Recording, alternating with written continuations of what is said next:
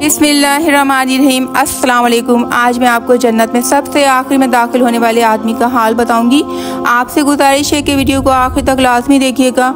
अगर आपको हमारी वीडियो पसंद आ जाए तो इसे लाइक, सब्सक्राइब और शेयर कर दीजिएगा। हज़रत अब्दुल्लाह बिन मसूद रज़ियल्लाहु ताला अन्हु से मरवी है कि हज़रत मोहम्मद सल्लल्लाहु अलैहि वसल्लम ने इरशाद फरमाया कि जन्नत में सबसे आखिर में दाखिल होने वाले शख्स का हाल ये होगा कि वो गिरता पड़ता चल रहा होगा और जहन्नुम की आगे से झुलसा रही होगी। फिर जब वो जहन्नुम से बमुश्किल निकल पाएगा तो जहन्नुम की तरफ देखकर बेख्तियार कह उठेगा, वो ज़ात बड़ी बाबरकत है जिसने मुझे तुझ जहन्नुम से निजात अता फरमाई, और बेशक अल्लाह ने मुझे वो नेमत बख्शी है जो अव्वलीन व आखिरीन में से किसी को भी अता नहीं की गई।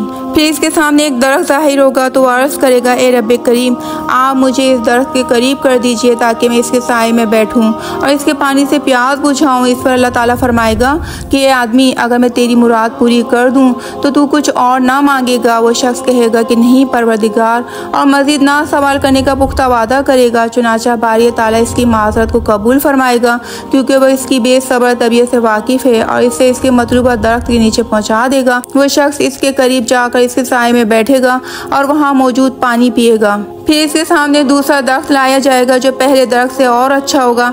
तो फिर वो शख्स अल्लाह ताला से इसके करीब जाने की दरख्वास्त करेगा। अल्लाह ताला फरमाएगा कि ए आदमी, क्या तूने कुछ और सवाल ना करने का अहद नहीं किया था? अगर मैं तेरी मुराद पूरी कर दूं तो तू फिर कुछ और सवाल करेगा। चुनाचा फिर वो शख्स सवाल ना करने का वादा करेगा और अल्लाह ताला इसकी बेसब्री को जानते हुए चश्म पोशी फरमाकर इसे इस दरख्त के करीब पहुँचा देगा और वो इसके साए और पानी से फ़ायदा उठाएगा। फिर एक तीसरा दरख्त जन्नत के दरवाजे के करीब बिल्कुल नमूदार होगा जो पहले दोनों दरख्तों से ज़्यादा खूबसूरत होगा। तो ये शख्स इसके करीब जाने की भी दरख्वास्त करेगा। बिलाखिर जब इसे इस दरख्त के करीब पहुंचा दिया जाएगा तो इसे वहां अहले जन्नत की आवाज़ें सुनाई देंगी। तो वह दरख्वास्त करेगा, ए रब्बे करीम, अब बस मुझे जन्नत में दाखिल फरमा दीजिए। अल्लाह तबारक व तआला इस शख्स से मुखातिब होकर फरमाएगा कि आखिर तेरा सवाल करना कब ख़त्म होगा? क्या तू इस बात पर राज़ी नहीं है कि मैं तुझे दुनिया की दुगनी जन्नत अता कर दूं? तो वह शख्स हैरत ज़दा होकर कहेगा, ए रब्बे करीम, आप रब्बुल आलमीन होकर मुझसे मजाक करते हैं। इतनी रिवायत बयान करके इस हदीस के रावी अब्दुल्लाह बिन मसूद रज़ियल्लाहु ताला अन्हु हंसने लगे और हाज़िन से फरमाया कि मुझसे नहीं पूछते कि मैं क्यों हंस रहा हूँ। चुनाचा हाज़िन ने यही सवाल आपसे किया तो आपने फरमाया कि इसी तरह इस रिवायत को बयान करके हज़रत मोहम्मद सल्लल्लाहु अलैहि वसल्लम ने भी तबस्सुम फरमाया था।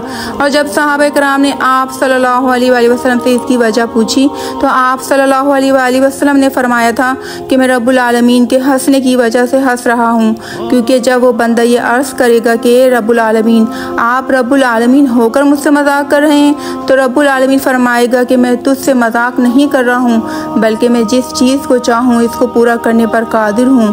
अल्लाह ताला के हंसने का मतलब इसका राज़ी और खुश होना है। अल्लाहु अकबर।